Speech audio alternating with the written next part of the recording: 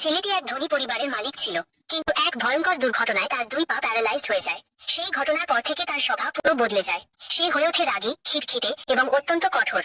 বাড়ির প্রতিটি কাজের মেয়ে তার আচরণে এতটাই ভয় পেত যে কয়েকদিনের মধ্যেই সবাই কাজ ছেড়ে পালিয়ে যেত। শেষ পর্যন্ত অবস্থা এমন দাঁড়ায় যে সব হাউসকিপিং কোম্পানি তার বাড়িকে ব্ল্যাকলিস্ট করে দেয়। এদিকে এক মেয়ে সদ্য কলেজে ভর্তি হয়েছে, কিন্তু তার পরিবার ভীষণ গরিব। মেয়েটির পড়াশোনার খরচ জোগাড় করতে তার মা বাধ্য হয়ে এক ধনী পরিবারে কাজ শুরু করেন। কিন্তু দুর্ভাগ্যবশত একদিন কাজ করতে গিয়ে তার মা পড়ে গিয়ে পা ভেঙে ফেলেন। মেয়েটি বুঝতে পারে এখন যদি মা কাজ হারায় তাহলে তার পড়াশোনা বন্ধ হয়ে যাবে। তাই সেটি সাহসী সিদ্ধান্ত নেয়, সে মায়ের ছদ্মবেশে সেই বাড়িতে গিয়ে কাজ করবে। মেয়েটি যখন সেই ধনী ব্যক্তির বাড়িতে পৌঁছায় তখন তার ছোট ভাই খুব খুশি হয়। অবশেষে কেউ তো আছে যে তার বড় ভাইয়ের যত্ন নেবে। কিন্তু সেই ধনী মানুষটি মোটেও খুশি ছিল না।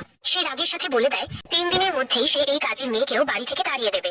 পরের দিন থেকেই সে ইচ্ছে করে মেয়েটির সাথে ঝামেলা করতে শুরু করে। মেয়েটি যা খাবার বানাত মানুষটি কোনো না কোনো খুঁত বের করে খাবার না খেয়ে উঠে যেত। কখনো বলতো খাবারে লবণ কম, কখনো বলতো খাবারটি একদম স্বাদহীন হয়েছে। মেয়েটি অবুঝ হয়ে পড়ে। পরে ছোট ভাই সব বুঝতে পারে এবং মেয়েটিকে তার ভাইয়ের পছন্দ অপছন্দ সব বলতে শুরু করে। ঠিক তখনই সেই মানুষটি বাইরে আসে। মেয়েটি ভদ্রভাবে জিজ্ঞেস করে সে কি ক্ষুধার্ত, কিন্তু সে আবারও বলে না সে কিছু খাবে না। এই অবস্থায় মেয়েটির মাথায় একটি বুদ্ধি আসে। পরের দিন সে একেবারেই রান্না করে না। দুপুরে ক্ষুধায় কষ্ট পেয়ে সেই মানুষটি জিজ্ঞেস করে আজ কি কোনো খাবার বানানো হয়নি। মেয়েটি শান্তভাবে বলে আপনি তো খেতেই চান না তাই রান্না করিনি। তারপর কাছে গিয়ে ধীরে ধীরে জিজ্ঞেস করে আপনি কি ক্ষুধার্ত। মানুষটি মুখে না বললেও সেদিন রাত ক্ষুধা সহ্য করতে পারেনি।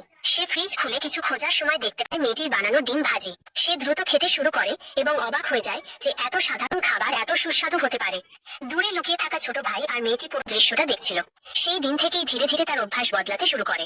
সে আর খাবার নিয়ে জেদ করতো না এবং প্রতিটি খাবার শেষ করে ফেলতো। ফলে সে আবার শান্ত মনে নিজের কোম্পানির কাজেও মন দিতে পারছিল। একদিন হঠাৎ একজন অপরিচিত লোক বাড়িতে আসে। সে নিজেকে সেই ধনী ব্যক্তির বন্ধু বলে পরিচয় দেয় এবং ব্যক্তিগত কথা বলার অজুহাতে তার স্টাডি রুমে ঢুকে পড়ে। কিন্তু মেয়েটির কাছে লোকটিকে মোটেও বন্ধুর মতো মনে হচ্ছিল না। কিছুক্ষণ পর ভেতর থেকে উত্তেজিত কথাবার্তার শব্দ ভেসে আসে।